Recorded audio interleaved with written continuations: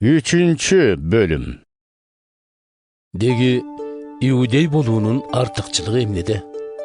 Sünnetke olturuğunun kanday paydası var. İudeylerden köp jagынан artıkçılığı var. Bul artıkçılık en aldı Kuday sözü iudeylerge berilgeninde. Alemalardan kebiri işenimsiz bolgon bolsaçı. Bul Kuday işenimdүүлүгүн жокко чыгарабы? Албетте чыгарбайт. Адамдардын ар бири жалганчы болгон күнүда Кудай ишенимдүү бойдон кала берет. Ыйык жазууда айтылгандай, андыктан эмне айтсаң, сөзүң чындык. Соттошсоң доого жыгып, жеңиш сенде. Бирок биздин адилетсиздигибиз аркылуу Кудайдын адилеттиги ачык айкын көрүнсө, анда эмне дешибиз керек? Кудай өз каарын төккөндө адилетсиз болуп чыгабы? Муну мен адамдык акылга салып айтып жатам. Албетте, андай эмес. Андай болгондо Кудай дүйнөнү кантип соттомок эле? Ал эми мен жалган айтканым аркылуу Кудайдын чындыгы гана артып, улуулугу мурдагыдан көбүрөөк көрүнсөчү. Андай болсо, менин дале күнөөкөр катары айыпталганымдын жөнү эмнеде?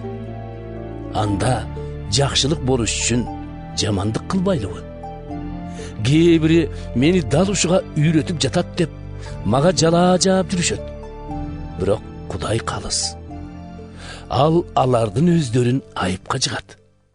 Демек, биз иудейлер башкалардан артык экенбиз да? Жок, андай эмес. Анткени мен буга чейин эле көрсөткөндөй, иудейлер да, иудей эместер да баары күнөөнүн бийлиги астында турушат. Ыйык жазууда айтылгандай, адил болгон эч ким жок. Бирин дагы таппайсың.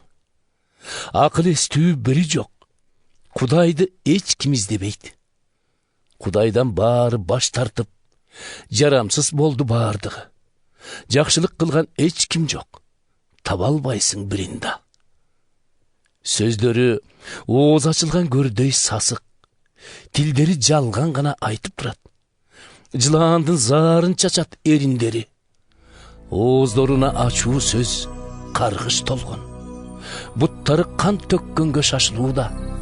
Кайда барса кыйроо, кайга алып келүүдө. Ынтымак эмнекенин билбейт алар. Кудайдан коркуу деген дээринде жок. Биз билгендей, мыйзамда жазылгандын баары мыйзам алдында жашагандарга тийиштүү. Ал өзүн актайм дегендерди ооз ачырбай, бүтүндөй дүйнөнү Кудай сотунда жооп бергендей кылат. Себеби мыйзам талаптарын аткаруу менен Кудай алдында эч ким актала албайт. Мыйзам аркылуу биз өзүбүздүн күнөөкөр экенибизди гана түшүнө алабыз. Бирок эми Кудай адам баласына акталуунун жолун белгилүү кылды. Тоорат менен пайгамбарлардын жазгандарында акталуунун жолдору жөнүндө кеп болгону менен акталуунун өзү мыйзамды аткаруудан келбейт. Кудай адамдарды алардын Ыйса Машаякка арткан ишеними аркылуу актайт. Ыйса Машаякка ишенип, акталуу ишенгендердин баардыгы үчүн берилген. Эч бир адамдын башкалардан айырмачылыгы жок. Себеби баары күнөө кетиришип, Кудайдын улуулугунан куру алакан калышты. Эми болсо, Кудайдын ырайымы менен баардыгы бекер акталууга ээ болушту. Бул акталуу күнөөбүздүн кунун төлөп, бизге эркиндик берген Машаяк Ыйса аркылуу келет.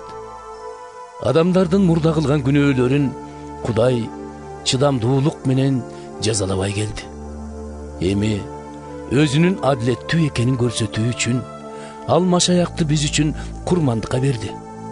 Машаяктын каны ага ишенгендердин баарын күнөөдөн арылтты. Муну менен Кудай адилеттүү экенин жана Ыйсага ишенген ар кимди актап койгонун көрсөттү. Андай болсо, биздин сыймыктангыдай эмнебиз бар?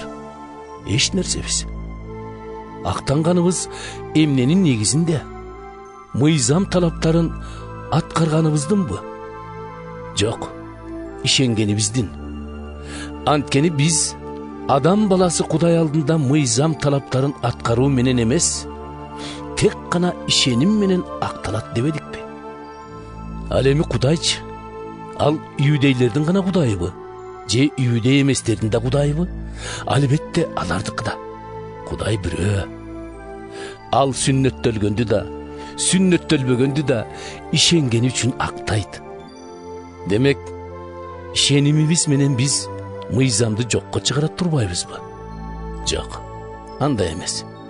Ишенимибиз аркылуу мыйзам бекемделет.